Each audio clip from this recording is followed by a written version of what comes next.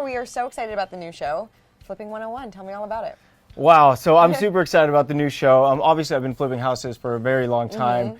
And a passion of mine, actually, even before I was flipping houses and before I was on TV, was coaching people. Yeah. Because I know coaching itself really changed my life and helped me become an entrepreneur. So when I was given the opportunity to actually coach and train people on house flipping, I jumped at it.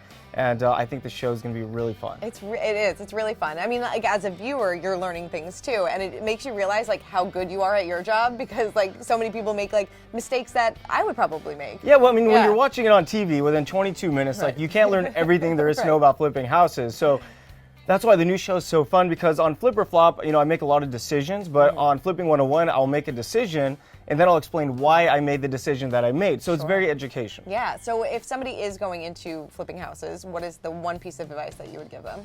You make your money when you buy. So a lot of people will see a house that needs a ton of work, think it's a good flip, buy it, and they'll lose money because they pay too much for the house. Yeah. So it doesn't matter the condition of the property, you have to buy it for the right price. And what's the biggest mistake that you see people make?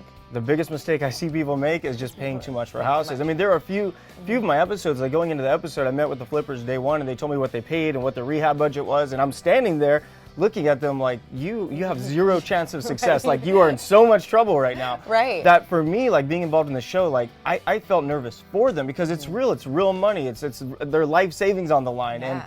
And they took some big gambles. I'm sure, and I'm sure it's probably a lot of pressure to you, because people look to you and they're like, you're going to make me succeed, and if that doesn't work, you're like, ugh. Yeah, you think. And then the great thing about this show is I am the professional, and I have done about 500 flips, and they still don't listen to me. Right. It's like, no, you have to do this. They're like, okay, yeah, that sounds good. And I come back the next week, and it's completely different. Right. What's the most frustrating flip we're going to see this season?